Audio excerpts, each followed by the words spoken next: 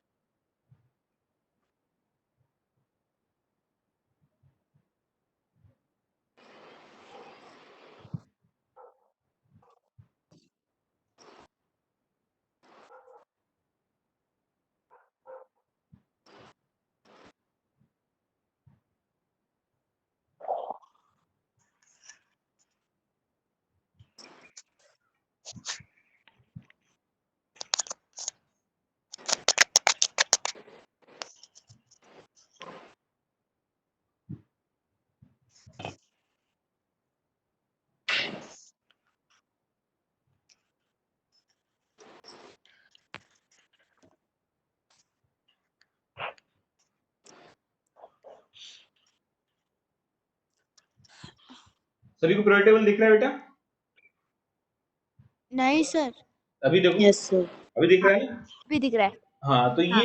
Period table कई सारे scientist ने मिलकर डेवलप किया। उन साइंटिस्ट में आपने शायद नाम सुना हो, मेंडलीव एक साइंटिस्ट था। नाम सुना हो सभी ने? नहीं सुना होगा तो मैं बताता हूँ, है ना। He was yes sir. Russian chemist, सुना है। एक बहुत ही फेमस रशियन केमिस्ट था जिसने पीरियोडिक टेबल बनाने में हेल्प की, है ना। दूसरा एक बहुत ही फेमस साइंटिस्ट था, हेनरी मूसले। तो ये आई थिंक यूरोपियन साइंटिस्ट था, नॉट श्योर। और can you repeat? Yes, I am saying दो साइंटिस्ट हैं बहुत ही फेमस, एक तो मेंडलीव है, दूसरा हेनरी मोजले है। इन दोनों ने पीरियड टेबल बनाने में काफी हेल्प। तो ये जो पीरियड टेबल है, इसमें देखेंगे कि कौन कौन से मेटल्स हैं, कौन कौन से नॉन मेटल्स हैं। ठीक है, तो एक बार देखना सभी लोग, जो मेटल्स हैं उनको, जो बेसिकली मेटलॉइड्स हैं, जो मेटलॉइड्स हैं उनको मैं ब्लू से ये कर रहा हूँ, है ना, ब्लू से उनको शेड कर रहा हूँ। तो सबसे पहले मैंने बोरॉन बनाया। ठीक है, बोरॉन हमारा मेटलॉइड हो गया। सिलिकॉन मेटलॉइड हो गया। ठीक है, जर्मेनियम मेटलॉइड हो गया। ठीक है, आर्सेनिक मेटलॉइड हो गया। ठीक है, एंटीमनी हो गया। ठीक है, टेलुरियम हो गया, पोलोनियम हो गया, and to up to some extent astatine भी मेटलॉइड्स में आता है। ठीक है, आपको एनसीईआरटी में मिलेगा, ये 10th की एनसीईआरटी में। ठीक है, तो ये मेटलॉइड्स होते हैं। ठीक है, इनको ब्लू कलर से ये कर देते हैं शेड अपन, थोड़ा लाइट ब्लू से।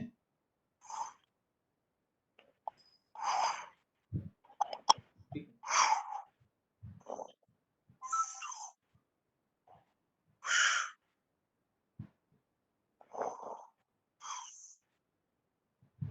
ठीक। अच्छा, अब बात आती है, चलो मेटलॉइड तो पता लग गया। ठीक है, what about metals and what about non metals? तो मेटलॉइड्स के राइट साइड में, मेटलॉइड्स के राइट साइड में कौन कौन से एलिमेंट दिख रहे हैं? देखो, कार्बन है, फास्फोरस है, नाइट्रोजन है, ऑक्सीजन है। ये सब क्या है? Non metals. These are all non metals. ठीक है, हाँ, तो यहाँ पे जितने भी नॉन मेटल्स हैं इनको मैं ब्लू से डिनोट कर रहा हूँ। ठीक है, सॉरी, इनको मैं येलो से डिनोट कर रहा हूँ। देखना एक बार।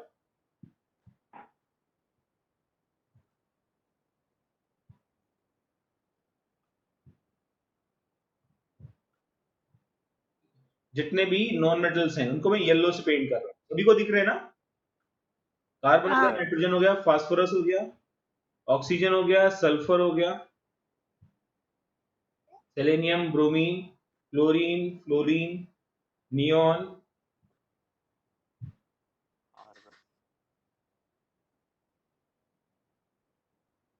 ठीक है, तो ये जो येलो वाले थे, these are all non metals.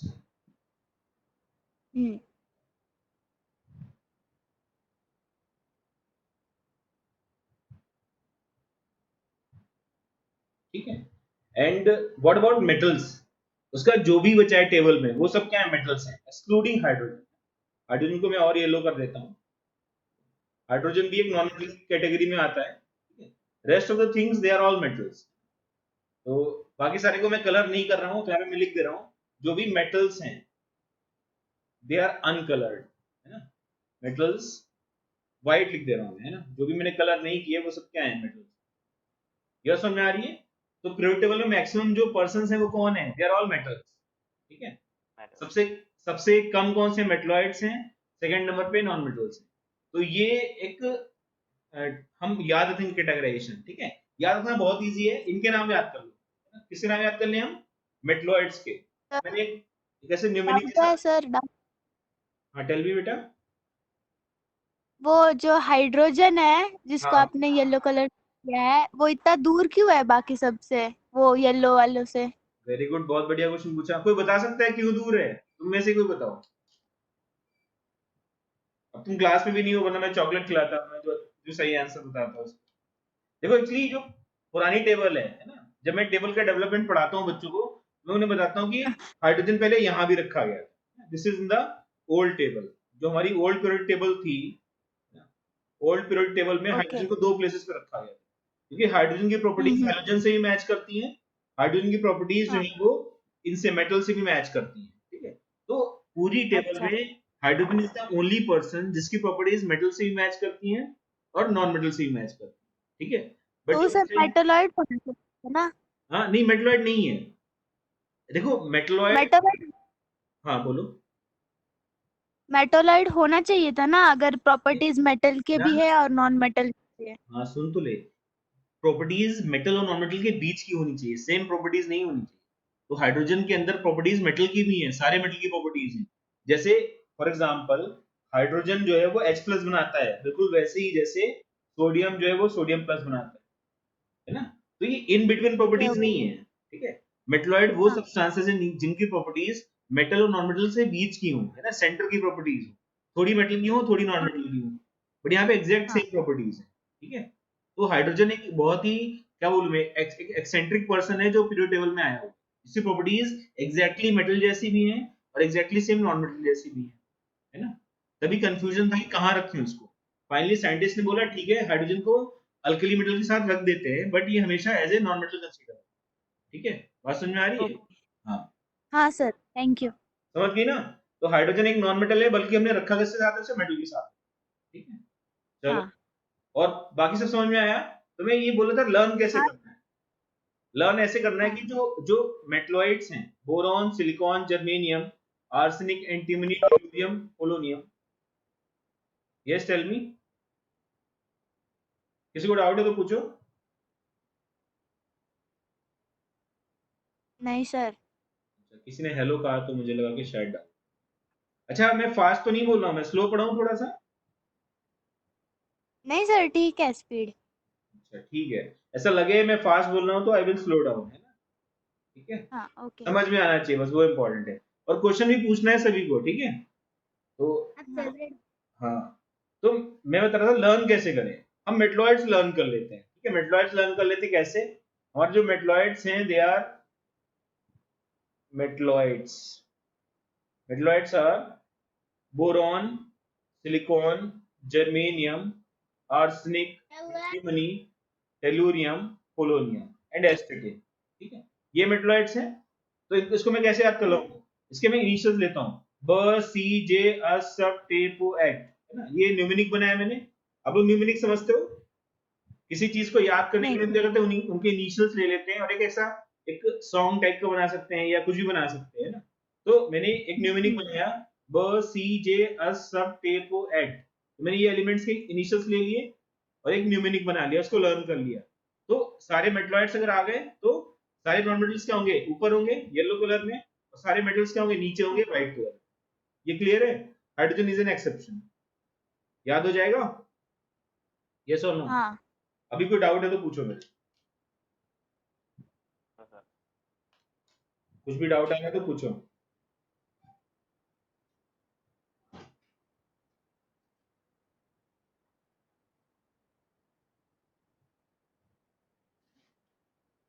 देखो सुन लो इसको,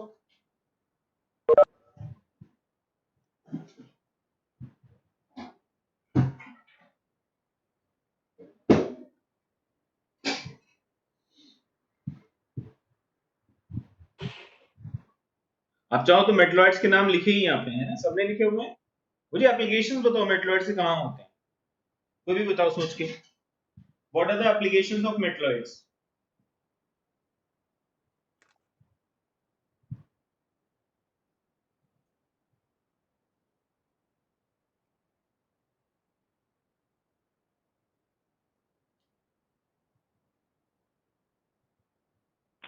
बताओ तुम में से कोई, what are the applications of metalloids?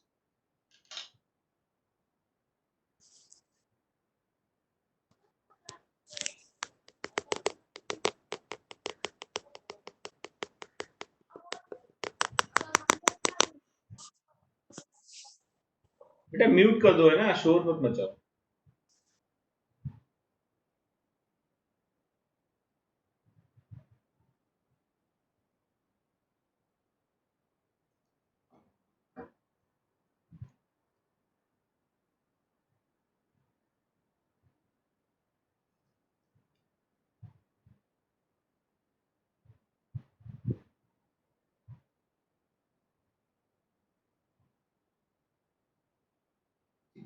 He was an English physicist.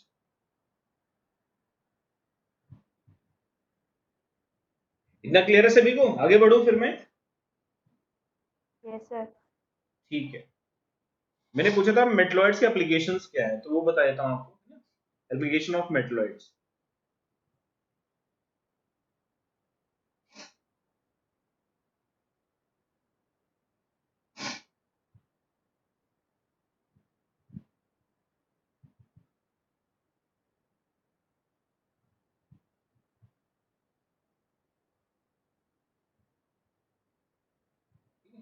जो मेटलॉइड्स हैं हमारे, इनका जो सबसे मेजर एप्लीकेशन है वो है एज ए सेमीकंडक्टर।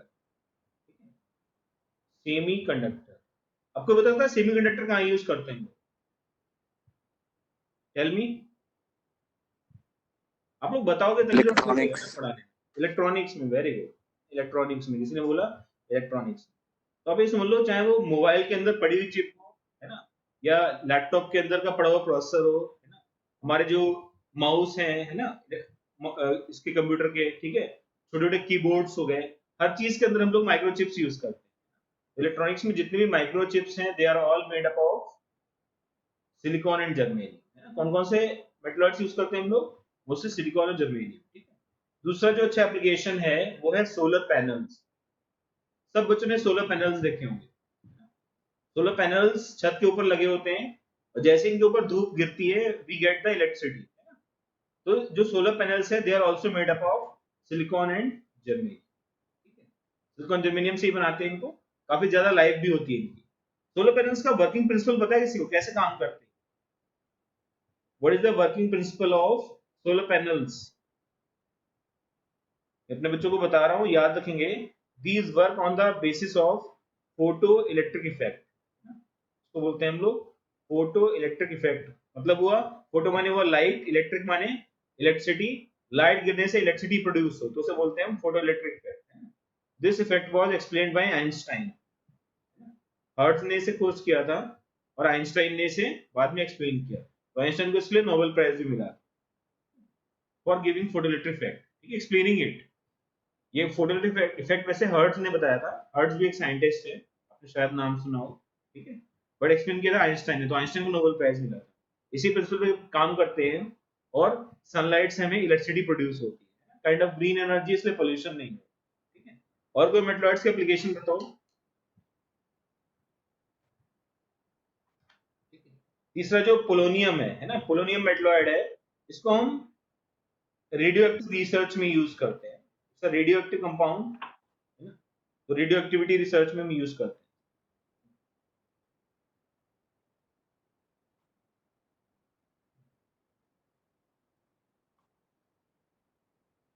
सिलिकॉन जो है, इसके सेरामिक्स बनते हैं। सेरामिक्स समझते हो आप लोग?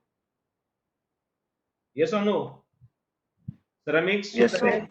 जिसे हिंदी में लोग चीनी मिट्टी बोलते हैं, या चाइना क्ले बोलते हैं ना।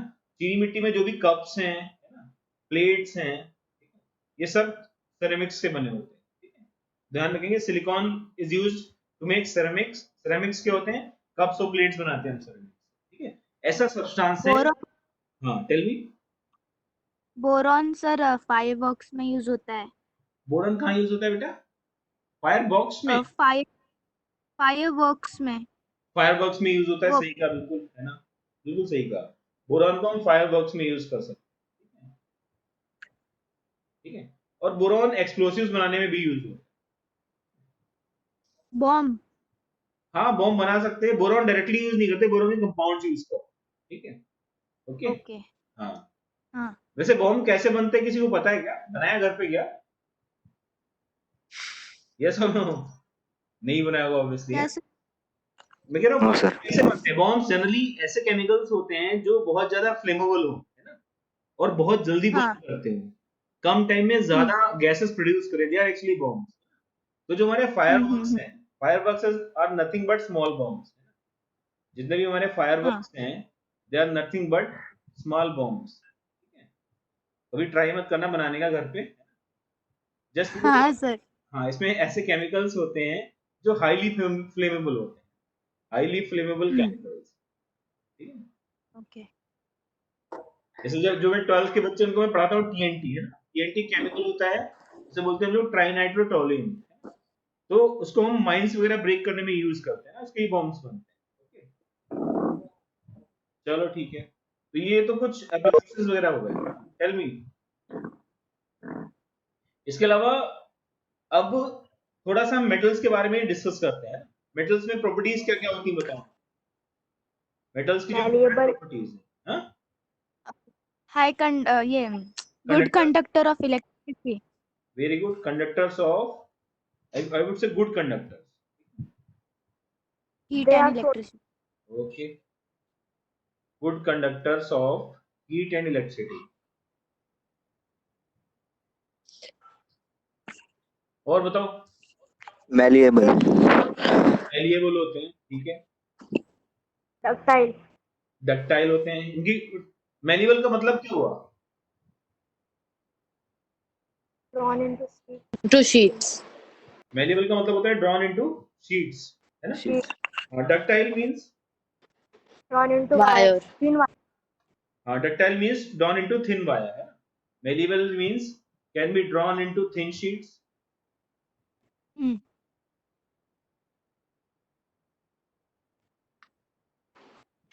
सबसे ज्यादा malleable metal कौन सा है?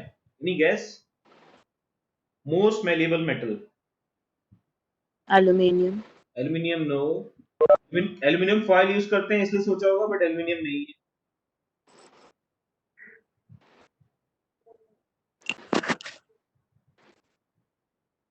ज्वेलरी से बनाते हैं? Gold sir. गोल्ड ही आंसर है, ठीक है। तो गोल्ड एक बहुत ही मेलेबल मेटल है। कितना मेलेबल? इतना मेलेबल कि मैं अगर आपको 1 ग्राम ऑफ गोल्ड दे दूं तो आप सिंगल एटम की थिकनेस वाला लेयर बना सकते हैं ना, और उसको शायद कुछ 100 स्क्वायर फीट रूम के फ्लोर पे ऐसा कवर कर सकते हैं। समझ में आ रहा है ना? 1 ग्राम गोल्ड से 100 square feet of thin sheet बन जाएगी। जस्ट इमेजिन कितना कितना ज्यादा मेलेबल होगा। गोल्ड जो है वो सबसे मेलेबल मेटल होता है इन द पीरियोडिक टेबल, ठीक है। Third one, ductility. डक्टिलिटी क्या है बेटा? can be drawn into sheet, thin wire. Ability to be drawn into thin wires, है ना।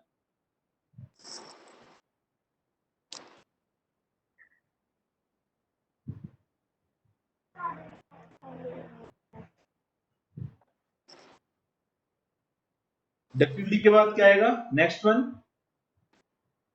बोलो। High melting and boiling point.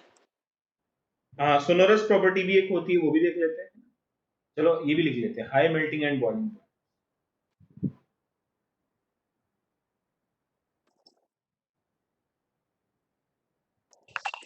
Sir lustrous होते हैं। ठीक है, लश्चरस होते हैं, वेरी गुड।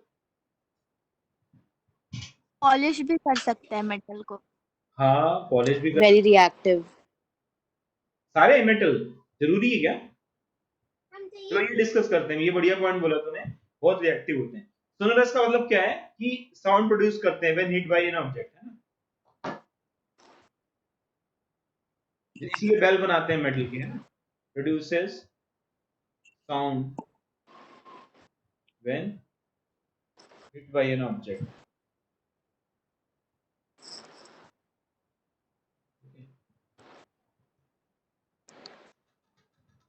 नेक्स्ट प्रॉपर्टी क्या बताया आपने बेटा? lustrous, Very active.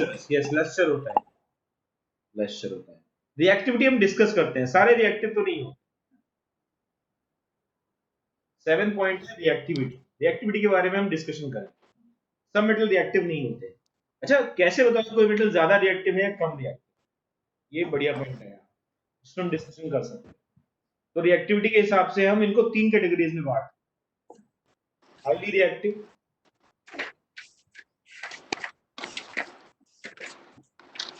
अब एक काम करो, ये जो प्रॉपर्टीज हैं वो लिख डालते हैं, है ना? देखो ये जो मेटल्स की प्रॉपर्टीज हैं वो नोट कर लो एक बार।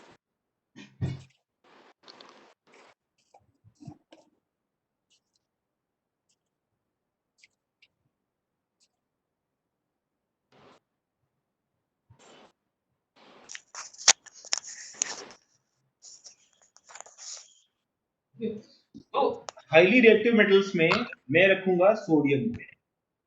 तो बात आती है कितना रिएक्टिव है सोडियम। सोडियम कितना रिएक्टिव है, शायद अपने हाथ पे रख दो सोडियम। यार प्लीज म्यूट कर दो बेटा, थोड़ा कुछ इंपॉर्टेंट बात बता रहा हूँ मैं। सब म्यूट तभी किया जब आपको बोलना होगा करो, ठीक है?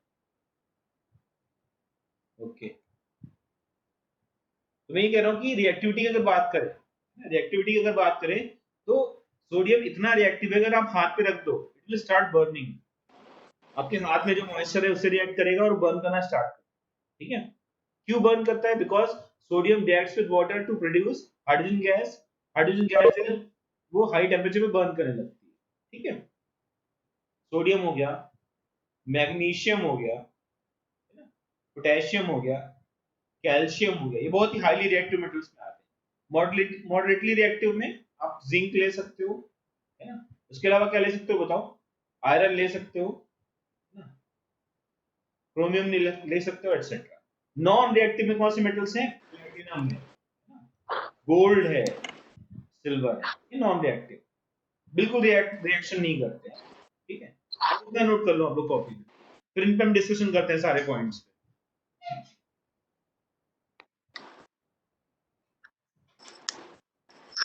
हर एक पॉइंट को डिस्कस करेंगे।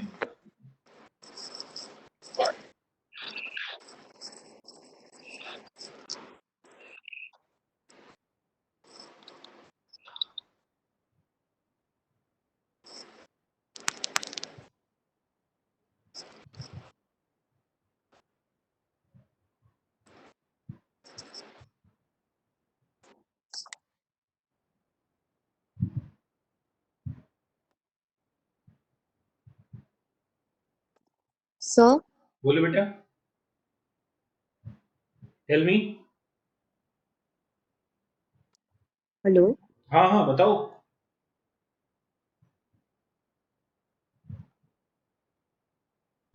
हाँ बताओ बेटा, टेल मी। बोले कोई डाउट है? What about copper? What about copper? Copper को भी हम मॉडरेटली रिएक्टिव बोल सकते हैं, है ना? ठीक है, कॉपर को भी मॉडरेटली रिएक्टिव बोल सकते हैं, बट कॉपर जो है प्लैटिनम, सिल्वर और गोल्ड से ज्यादा रिएक्टिव होगा, बट जिंक, Fe, क्रोमियम से कम रिएक्टिव होगा। अभी मैं एक सीरीज लिखाऊंगा उसमें बताऊंगा।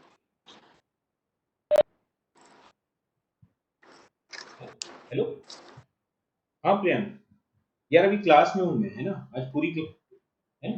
ठीक, ओके।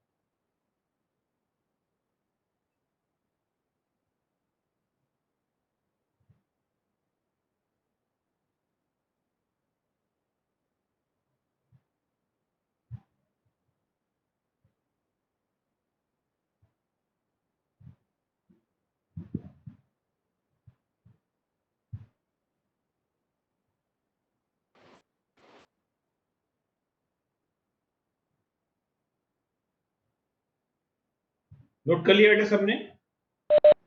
सबने नोट कर लिया?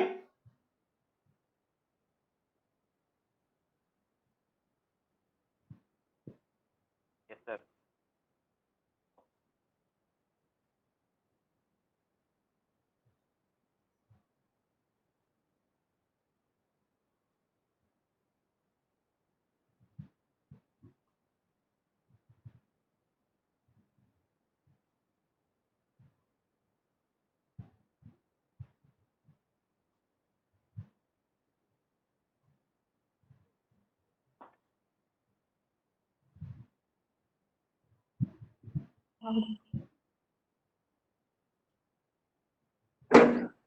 इथं दरवाजा एवढा मोठा तुझी काय म्हणताय ना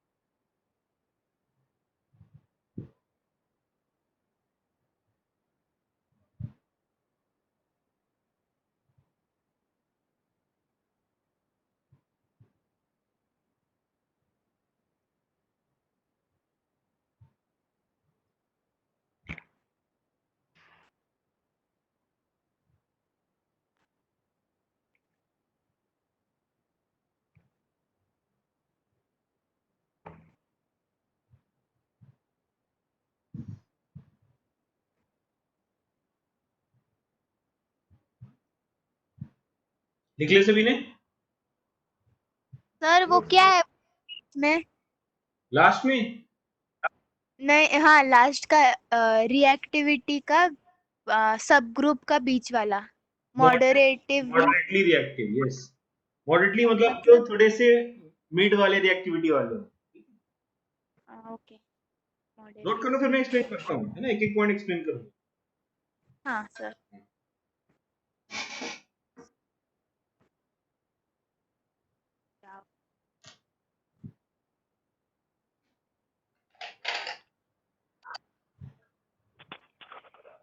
हो गया सर। Okay. बाकी लोग? हो गया सर। ठीक है, चलो देखो, पहले तो मुझे ये बताओ कि कंडक्शन क्यों होता है मेटल्स में? Any idea, any gas? क्योंकि उसके Because the atom है, वो elect चिपके चिपके है। एक एक करके बोलो।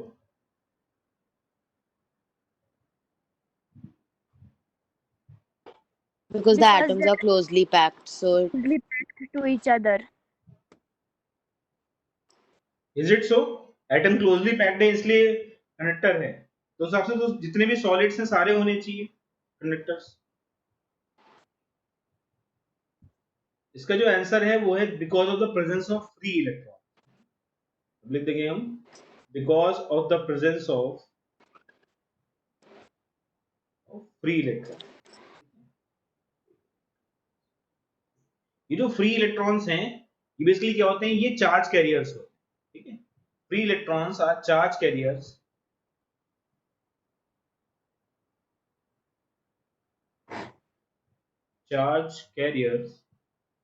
and help in conduction of electricity।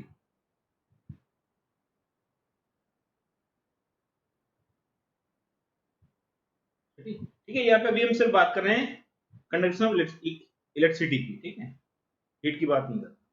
Heat में एक्चुअली एटम्स का वाइब्रेशन भी इंपॉर्टेंट होता है। Why metals are good conductors of electricity. तुम बोल सकते हैं कि because of the presence of free electrons the metals are good conductors, these free electrons are charge carriers and help in conduction of electricity. ठीक है, जब भी current flow होती है तो कौन फ्लो होता है? Actually electrons flow. तो मान लेते हैं कंडक्टर है, एक कंडक्टर है, इसमें हमने वोल्टेज लगाया है ना, एक बैटरी लगा दी।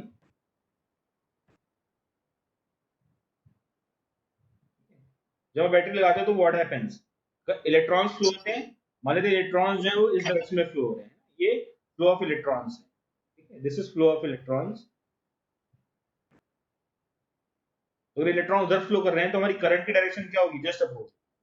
हम मानते हैं करंट इस डायरेक्शन में फ्लो कर रहा है, आई विच इज करंट। ठीक है, तो करंट की जो फ्लो की डायरेक्शन है वो इलेक्ट्रॉन के फ्लो की डायरेक्शन के अपोजिट है। ये बात हम ध्यान रखें। इतना क्लियर है? बना लो फिगर ये वाला सब, सभी लोग नोट करो बेटा।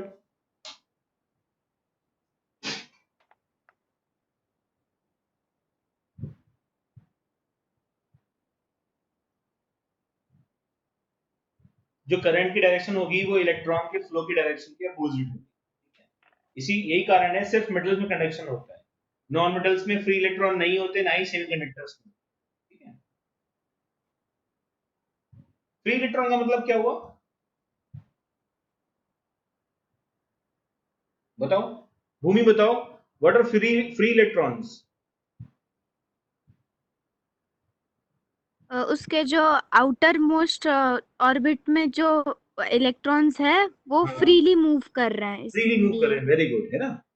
एक्चुअली आउटर ऑर्बिट में भी नहीं, वो एटम से बाहर आ जाते हैं, है ना, ये समझ लो। जैसे हमने सोडियम का स्लैब लिया, ठीक है, हमने एक सोडियम का स्लैब लिया, ये सोडियम है, तो सोडियम में जो सोडियम एटम्स हैं वो सोडियम एटम्स के बजाय क्या होते हैं? सोडियम आयंस बन जाते हैं।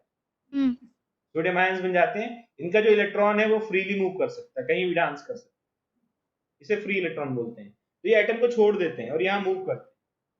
ठीक है, तो इसे हम बोलते हैं सी ऑफ इलेक्ट्रॉन्स। क्या बोलते हैं इसे हम? सी ऑफ इलेक्ट्रॉन। सी मतलब समुद्र होता है, पता ही है। एक सी ऑफ इलेक्ट्रॉन्स होता है जो फ्रीली मूव करता है, इसलिए बहुत अच्छे कंडक्टर्स। लिख लो इतना।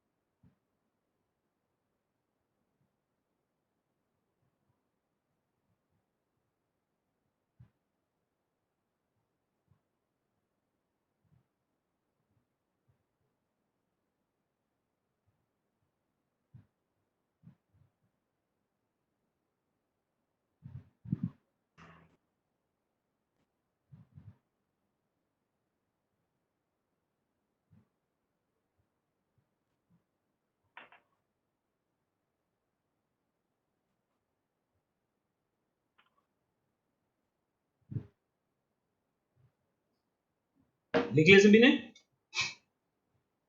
सिमिलरली हीट के बारे में क्या बोल सकते हैं? हीट में भी हम सेम आर्गुमेंट दे सकते हैं। Why metals are good conductors of heat?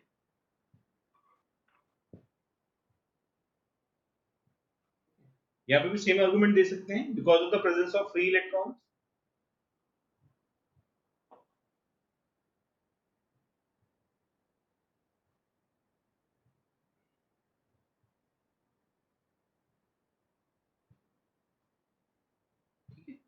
These electrons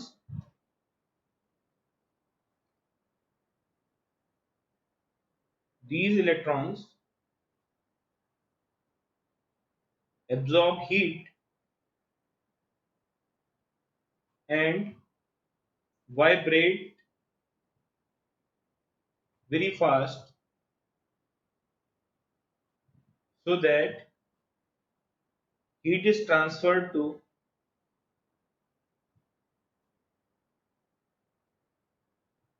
other parts of metal।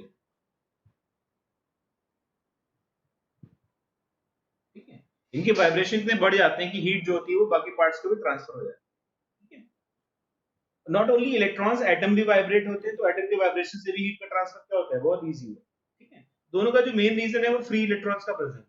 ये बात ध्यान रखेंगे। ठीक है, दूसरी बात मेलिबिलिटी है। मेलिबिलिटी आपने पढ़ी होगी 9th में, कुछ इसमें स्पेशल बात नहीं है। सारे मेटल्स को लगभग हम वायर्स के फॉर्म में ड्रॉ कर सकते हैं, but there are some exceptions. कौन से एक्सेप्शंस हैं बेटा? ऐसे मेटल्स जो ब्रिटल होते हैं, फॉर एग्जांपल जिंक।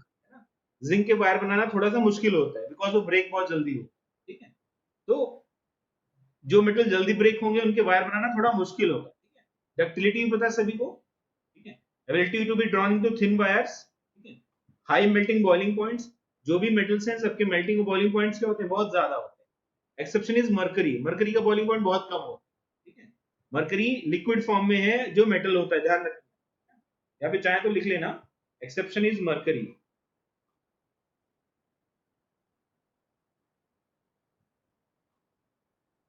वाला मर्क्यूरी क्या जो थर्मामीटर में होता है? यस यस यस, थर्मोमीटर वाला ही मरकरी, एक मेटल है।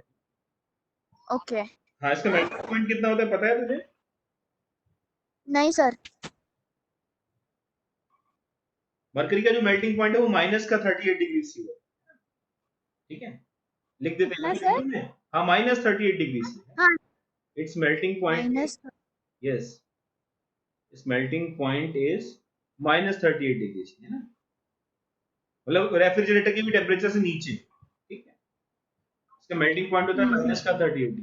ठीक है, वही वाला मरकरी है जो उसमें थर्मोमीटर में डालते हैं। ठीक है, और ये रूम टेम्परेचर पे लिक्विड फॉर्म में होता है। सोनोरस आप जानते हो, मेटल को अगर हम किसी चीज से हीट करें तो आवाज निकलती है। ठीक है, this is called sonorous property. यही कारण है हम गिटार वगैरह बना सकते हैं ना, गिटार या फिर जो भी ऐसे इंस्ट्रूमेंट जिसमें वायर लगे होते हैं। ठीक है, तो वो सोनोरस प्रॉपर्टी कारण ही आता है। ठीक है, लस्टर माने चमक होता है। किसी मेटल को अगर हम अच्छे से पॉलिश करें तो वो चमकने लगता है, उसे लस्टर बोलते हैं। रिएक्टिविटी की बात करते हैं, कुछ मेटल हाईली रिएक्टिव हैं, कुछ मॉडरेटली रिएक्टिव हैं, कुछ मेटल नॉन रिएक्टिव है। तो ये कैसे डिसाइड करते हो आप लोग कौन सा मेटल रिएक्टिव है कौन सा नॉन रिएक्टिव? बताओ भूमि बेटा, कैसे डिसाइड करें हम कौन सा मेटल ज्यादा रिएक्टिव है कौन सा कम रिएक्टिव?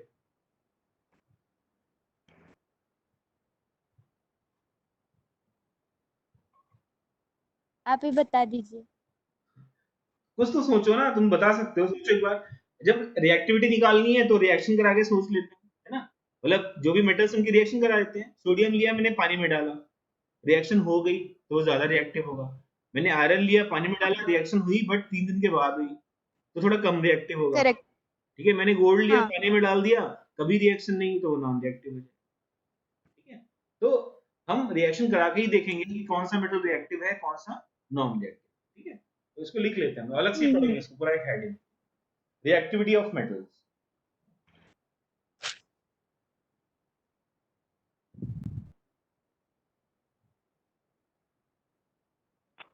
तो लिख सकते हैं हम लोग, the reactivity of metals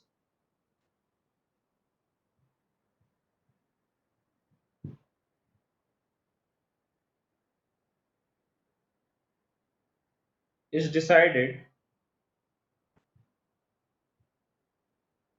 on the basis of reactivity series. reactivity series बोलते हैं, ऐसी को हम एक्टिविटी सीरीज भी बोलते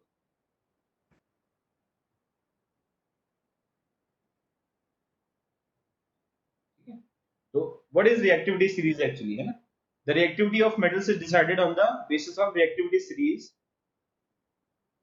यहाँ पे नीचे लिख रहा हूं मैं, activity series is a series of metals in which they are arranged in the order of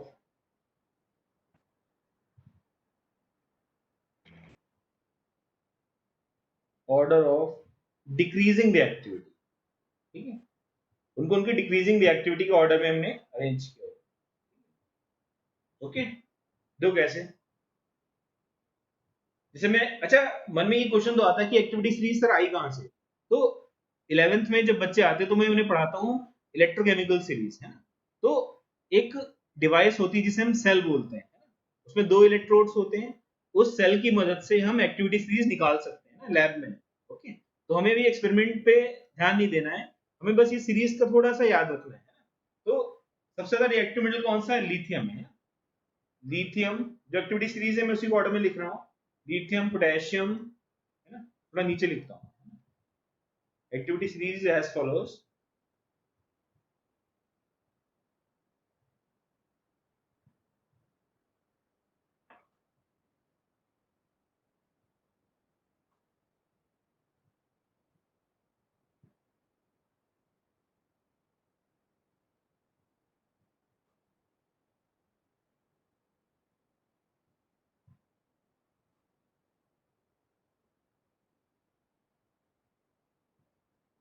तो मैं वही एक्टिविटी सीरीज लिख रहा हूँ जो आपकी इसमें एनसीईआरटी में दी हुई है, उसी को बेस मान के लिख रहा हूँ।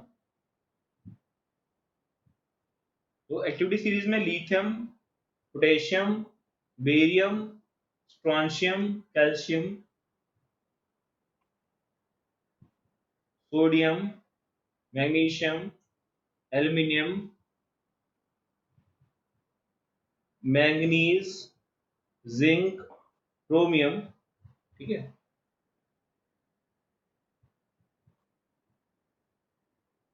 आयरन, कैडमियम, है ना, कोबाल्ट, निकेल, टिन, लेड, उसका हाइड्रोजन आता है, hydrogen which is a non metal, just comparison purpose के लिए लिखा है, ठीक है। फिर कॉपर, मर्करी, सिल्वर, गोल्ड, फिर पीटी, ठीक है। इन सब के मैं नाम में लिख देता हूं। तो ये एक्टिविटी सीरीज है जिसमें हमने सारे मेटल्स को उनकी रिएक्टिविटी के ऑर्डर में अरेंज किया। Li मतलब लिथियम, K मतलब Sir, calcium is more reactive than sodium. calcium is more reactive than sodium, yes। यार देखो, अगर तुम 2-3 बुक्स पढ़ोगे ना तो थोड़ा बहुत ऑर्डर डिफरेंट हो सकता है, बट ये जो मैंने सीरीज ली है ये मैंने एनसीईआरटी को बेसिस मान के ली है, ठीक है। अब कुछ आईसीएसई बोर्ड के होंगे, है ना, कुछ स्टेट बोर्ड के होंगे, एक आध ऑर्डर डिफरेंट मिल सकता है, बट बहुत ज्यादा डिफरेंस नहीं दिखे, ठीक है, तो परेशान मत होना। ओके, ये जो मैंने ऑर्डर लिया है वो मोस्टली फ्रॉम एनसीईआरटी लिया है, ठीक है। तो लिथियम है, पोटेशियम है, बेरियम है, स्ट्रोंशियम है, और मैं एनसीईआरटी को सही इसलिए मानता हूँ क्योंकि हमारे जो इंडिया लेवल के प्रोफेसर हैं उन लोगों ने एनसीईआरटी लिखी, ठीक है, तो उसी को हम सही मानते हैं। बाकी जो लोकल राइटर्स हैं वो डिफरेंट लिख देते थोड़ा बहुत, बट सही है, इसमें कोई गलती नहीं है। Lithium, potassium, barium, strontium, calcium,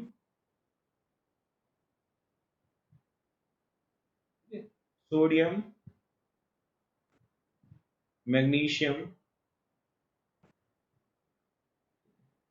aluminium. अच्छा, इनकी जो रिएक्टिविटीज है बेटा वो मेटल फॉर्म में, ना कि आयनिक फॉर्म में, ध्यान रखना, है ना। अगर आप बोलो कि सर नमक में भी तो सोडियम है, वो रिएक्ट कर जाना चाहिए, ऐसा मन में क्वेश्चन आएगा ना, बट नमक में जो सोडियम होता है वो Na+ के फॉर्म में होता है, Na नहीं होता, ठीक है ना, समझ में आ रहा है? तो जो भी रिएक्टिविटी होगी वो मेटल फॉर्म में होगी, ना कि आयनिक फॉर्म में, ये बात ध्यान रखना। Aluminium, Mn is manganese, Zn is zinc, Cr is chromium, Fe is iron, Cd is cadmium, Co is cobalt, Ni is nickel, Sn is tin, Pb is lead, hydrogen तो hydrogen है ही, है ना, Cu is copper, ठीक है, Hg is mercury, Ag is silver, Au is gold and Pt is platinum, ठीक है। सबसे कम reactive कौन आ रहे हैं? सबसे कम रिएक्टिव गोल्ड, सिल्वर और प्लेटिनम आ रहे हैं, ठीक है। यही कारण है हम इनके ज्वेलरीज बनाते हैं, ये स्किन से रिएक्ट नहीं करते हैं ना। इवन जब छोटे छोटे बच्चों में है ना कान वगैरह में पियर्सिंग करते हैं, तो वो सीधे गोल्ड का एक वायर लेते हैं, उसी को सीधे है ना कान में से ही कर देते हैं पियर्सिंग, तो उससे कोई इन्फेक्शन भी नहीं होता, बिकॉज गोल्ड क्या है, अनरिएक्टिव मेटल है, ठीक है, समझ लेना सभी लोग। यही कारण है, हाँ। इनकी लीस्ट रिएक्टिविटी रीजन है कि हम ज्वेलरीज गोल्ड, सिल्वर और प्लेटिनम के बनाते हैं। कभी आपने सुना कि आयरन का ऐसा कुछ कान का बना दिया या नाक वाला बना दिया, है ना, अगर उनका बनाएंगे तो इन्फेक्शन हो जाएगा, वो हमारे ब्लड से या फिर जो बॉडी के फ्लूइड से उनसे रिएक्ट कर जाएंगे, ठीक है, समझ में आ रहा है ना। कुछ लोगों में दांत हाँ। लगाते हैं, दांत भी गोल्ड या सिल्वर का लगाते हैं, है ना? जो आर्टिफिशियल टीथ होते हैं, अभी तो सेरामिक आ गया, सेरामिक नहीं था तो वो गोल्ड या सिल्वर के टीथ लगाते हैं। आपने मूवी देखी होम अलोन, किसी ने देखी हो? There is a movie known as Home Alone. Yes, sir. उसमें जो थीव्स होते हैं ना, उनके सोने के दांत लगे होते हैं, दूर से चमकते रहते हैं। तो जो पहले टाइम था, मतलब बिफोर 20 इयर्स, गोल्ड या सिल्वर के ही टीथ लगाते थे आर्टिफिशियल, ठीक है, इतना क्लियर है? हाँ। चलो ये सीरीज नोट कर लो, बाय एक्टिविटी सीरीज सब लोग नोट करो ना, इसको मैं 2 पेज व्यू कर देता हूँ ताकि आपको दिखाई पड़ेगी। ओके, गड़बड़ है, अच्छा चलो इतना नोट करो, फिर मैं पेज चेंज कर देता हूँ। एक्टिविटी सीरीज नोट करो।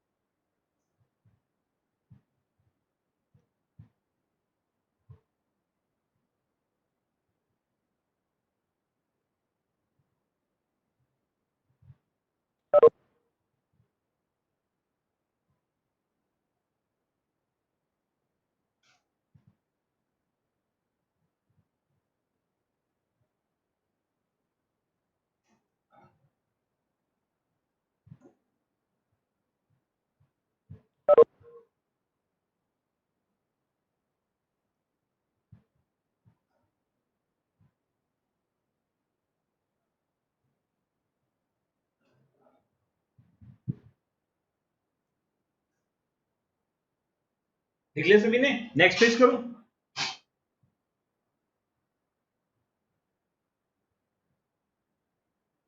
हाँ सर। ठीक। अच्छा, अपनी ये जो सीरीज है, अपनी एक्टिविटी सीरीज है, ये बेस्ड ऑन इलेक्ट्रोकेमिकल सीरीज है।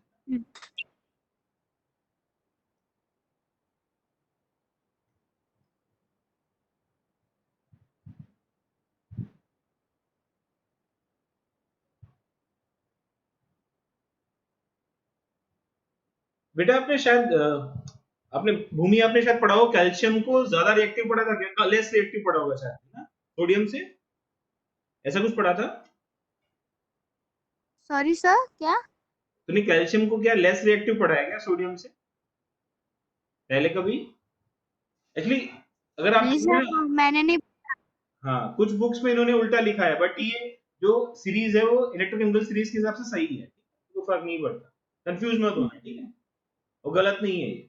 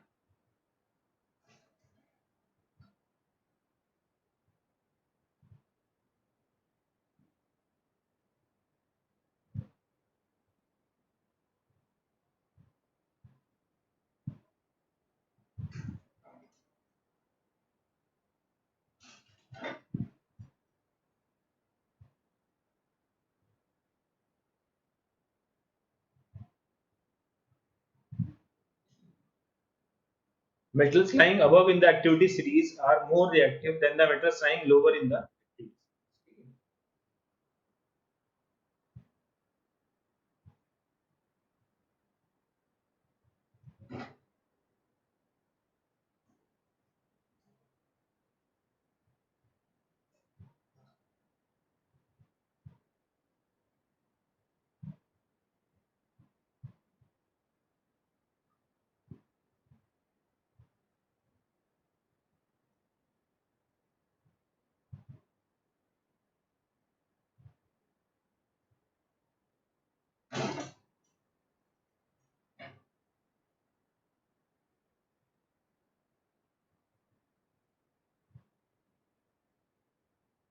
ठीक है, आप ये पॉइंट नोट कर लो, फिर मैं एक्सप्लेन करता हूँ इसको।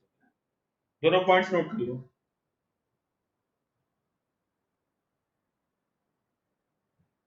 नहीं समझा सर। हाँ, नोट करो एक बार, फिर मैं एक्सप्लेन करता हूँ।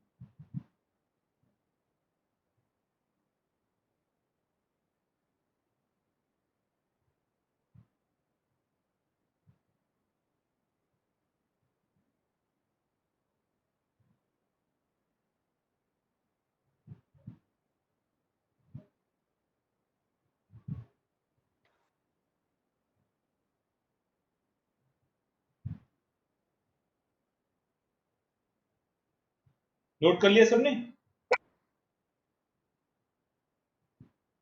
2 minute Yes, sir. sir. minute.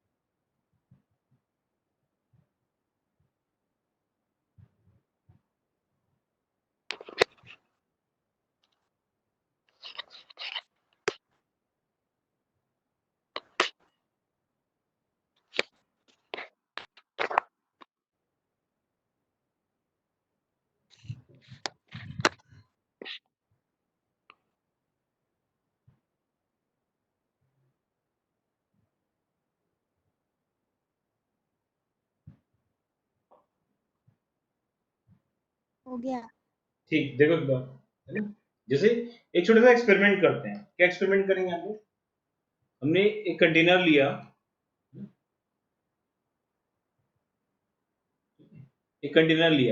उसमें मैंने कॉपर सल्फेट सोल्यूशन डिप कर दिया, कॉपर सल्फेट सोल्यूशन डाल दिया मैंने। अच्छा, ये जो कॉपर सल्फेट सोल्यूशन है, कॉपर सल्फेट सोल्यूशन ये ब्लू कलर होता है, ठीक, ब्लू कलर होता है। आपने बाद में क्या किया, इसी कंटेनर में आपने जिंक की रॉड्स डाल दी, है ना? तो मैंने 2 जिंक की रॉड ली, उसमें पुट कर दी, these are zinc rods. What will happen, ये जो अपना ब्लू कलर सॉल्यूशन था, इसका ब्लू कलर गायब हो जाएगा। ब्लू कलर गायब हो जाएगा, ये सॉल्यूशन क्या हो जाएगा, व्हाइट कलर का हो जाएगा। अब व्हाइट कलर दिखेगा नहीं, मैंने व्हाइट बनाया तो है यहाँ पे, ये पूरा व्हाइट हो जाएगा, this will come white colour. ये कलरलेस कह सकते हो आप, है ना? कलरलेस भी कह सकते हो। तो ऐसा क्या हुआ यहाँ पे कि कलर जो है वो ब्लू से, है ना, कलरलेस में चेंज हो गया। रिएक्शन हुई, क्या रिएक्शन हुई? आपने कॉपर सल्फेट लिया था, इसमें जिंक रॉड ने रिएक्ट किया, जिंक ने क्या किया, कॉपर को डिस्प्लेस कर दिया, और रिएक्शन हुई ZnSO4 प्लस का CuSO। ठीक है, ये जो रिएक्शन थी, it was the example of displacement reaction. ठीक है, अब पहले सिस्टम में क्या था, कॉपर सल्फेट था, ये ब्लू कलर था। अभी सिस्टम में क्या बना, जिंक सल्फेट, ये कलरलेस है। ठीक है, इसलिए सॉल्यूशन क्या हो गया, कलरलेस हो गया ब्लू से। बात समझ में आई ना? अच्छा, ऐसा क्यों हुआ? क्योंकि जिंक जो है वो लेस रिएक्टिव, मोर रिएक्टिव है। जिंक जो है वो मोर रिएक्टिव है देन कॉपर। ये कॉपर क्या है, copper is Less reactive. Less reactive. ये रिएक्शन तभी पॉसिबल होगी जब मोर रिएक्टिव मेटल से रिएक्ट करा रहे। फॉर एग्जांपल लिख सकते हैं हम लोग, देखना, एक और एग्जांपल लिखा मैंने, कॉपर सल्फेट लिया, कॉपर सल्फेट लिया, इस बार मैंने आयरन की रॉड डाल दी, Fe की रॉड डाल दी, रिएक्शन होगी FeSO4 प्लस का Cu। अभी ये ब्लू कलर था, अभी ये लाइट ग्रीन कलर हो जाएगा। FeSO4 जो है वो लाइट ग्रीन कलर का होगा। ठीक है, तो ये अगेन डिस्प्लेसमेंट रिएक्शन हो गई। इस बार फिर से Fe क्या है, Fe is more reactive and copper is less reactive. Let's react. ठीक है, एक और केस देखते हैं। इस बार मैंने कॉपर सल्फेट लिया, उसकी रिएक्शन करा दी प्लैटिनम से, क्या होगा बताओ, बोलो? No reaction.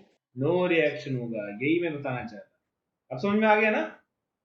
क्योंकि Fe क्या है, Fe लेस, इस बार लेस रिएक्टिव हो गया Fe कॉपर से। अगर Fe लेस रिएक्टिव है देन कॉपर, तो रिएक्शन नहीं होगी। ठीक है, तो हमने जो स्टेटमेंट लिखा वो पढ़ते हैं एक बार। स्टेटमेंट लिखा है अ मोर रिएक्टिव मेटल, है ना? तो इंपॉर्टेंट बात क्या है यहाँ पे, जो हमारा मेटल है वो मोर रिएक्टिव होना चाहिए। ठीक है, more reactive metal can displace a less reactive metal from its electrolyte. तो ये रिएक्शन तभी होगी जब ये जो रिएक्टिंग स्पीशीज है वो क्या होना चाहिए, मोर रिएक्टिव होनी। यहाँ भी मोर रिएक्टिव थी, यहाँ भी मोर रिएक्टिव थी, बट यहाँ क्या थी, लेस रिएक्टिव, इसलिए रिएक्शन। ठीक है, नोट कर लो बेटा सारे लोग, ये नोट करो पहले, देखता हूँ 2 पेज में दिखाई पड़ेगा तो पूरा नोट। हाँ नोट कर लो बेटा सारे।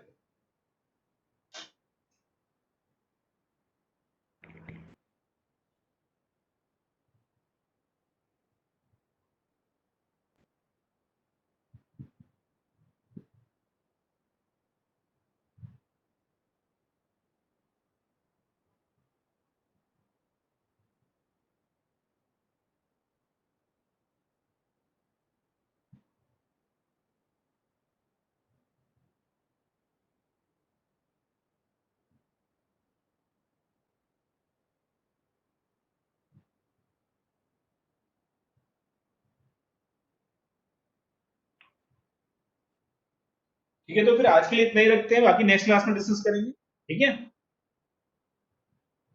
क्लियर है बेटा इतना? हाँ सर। Yes, sir. ठीक है, तो मैं नोट्स शेयर कर दूंगा अभी तुरंत, है ना, वीडियो भी शेयर करता हूँ। ओके, तो अब यूट्यूब पे वीडियो डालूंगा, आप वहां से देख सकते हो, दोबारा देखिए। ठीक है, चलो, thank you very much, it was nice talking to you all, फिर मिलेंगे। Thank you sir. ठीक है, टेक केयर। सर कल Sir. से कल सेम टाइम रहेगा बेटा, है ना, 12 to 1:30। ठीक है, bye sir. Bye. Thank you.